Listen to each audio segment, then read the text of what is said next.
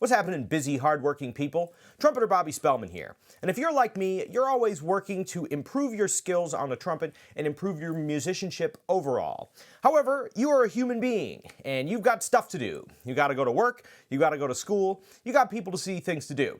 So, today I wanted to talk about a couple of things that I like to think about when trying to improve my efficiency in my practice routine in order to be able to get as much done as possible in as little a period of time every time I sit down to practice. So, without further ado, let's dive into some of the ways that you can improve your efficiency in practicing in this episode of Trumpet with Bob. If, like my grandfather, the original Bob Spellman, I'm able to make it to the ripe old age of 94, that means I have about 31 million minutes left to live. And in that amount of time, I'm going to do my very best to be efficient with the time that I spend practicing so I can try to get as much into my practices as humanly possible. So one of the ways that I like to do that, and one thing that has been very helpful to me, is to try to combine different things that I'm practicing at the same time. Now, there are times in which you will be working on something that requires the full weight of your mental energy, and in those instances you want to really focus on one thing and you don't want to divide up your practice time into two things at once. But at times, you'll be practicing things that will enable you to practice two different things at once. So one example that I use of this is if you were, for example, trying to practice your F-sharp Phrygian dominant scale, and at the same time you're working on double tonguing, you may want to combine those two things so that you can practice the scale while practicing your double tonguing so that you're exercising both of those things at the same time, both of the muscles in your tongue as well as the mental energy required to get that F-sharp Phrygian dominant scale. Now that might sound a little something like this.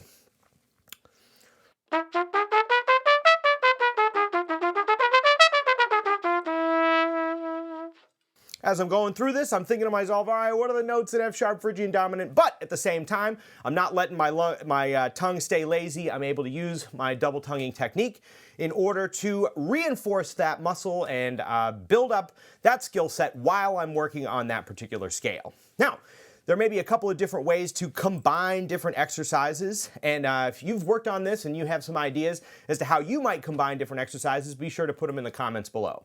One way that I like to combine exercises is in my warm-ups. So, if you see my video on practice routine and my discussion of warm-ups, you will know that the idea behind warm-ups is to actually warm up your muscles before you play so that you can be as effective as possible while you're practicing or you're playing a gig. Now, one very simple warm-up that I like to do that I find is a very effective way of combining different exercises is to go through my chromatic scale from A flat down to D and back up. I like to do it in triplets, and while I'm doing that, I like to practice different tonguing exercises that I may be working on. So if I'm working on jazz tonguing, I may choose to use a jazz tonguing technique through the chromatic scale. If I'm working on double tonguing or triple tonguing or let's say doodle tonguing, I can incorporate any of this into that, and what that's going to do is enable me to get my lips moving as though I was doing a long tone exercise while moving my fingers. Now the value of going from A flat down to D is that I'm really working on all of my fingers and I'm able to do kind of a little bit of a tricky fingering exercise there. And at the same time, I can think about the way that I'm using my air and the way that I'm using my tongue in these different techniques. At the same time, throughout all of it, I'm warming up all of these different muscles so as to be able to prepare for the day. Furthermore, because this is a warm-up exercise, I'm not doing it in the upper register, I'm not doing it in the extreme lower register, I'm hanging out right in the middle of my range so that I can try to really warm up all these muscles without overexerting. That's going to sound something like this.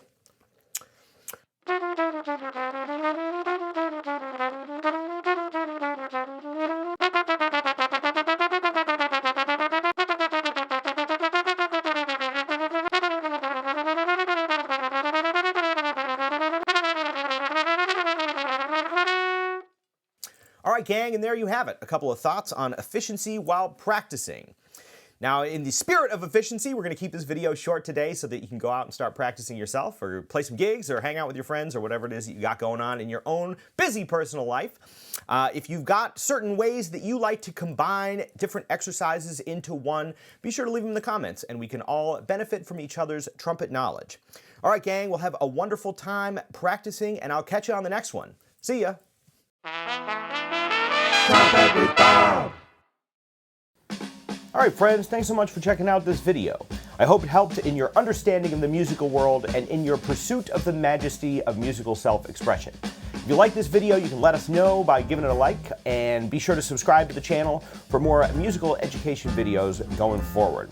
You can also follow me on Instagram @BobSpellman for some more musical fun. The Ridgewood School of Music is now accepting new students online as well as in person in the Brooklyn, Queens, and greater New York City area. You can find us on our website at www.ridgewoodschoolofmusic.com, or you can send us an email at ridgewoodschoolofmusic@gmail.com. And we'll get back to you as soon as we can, try to set you up with a great teacher for the kinds of music that you're looking to study. All right, gang, well, thanks again, and until next time, happy practicing.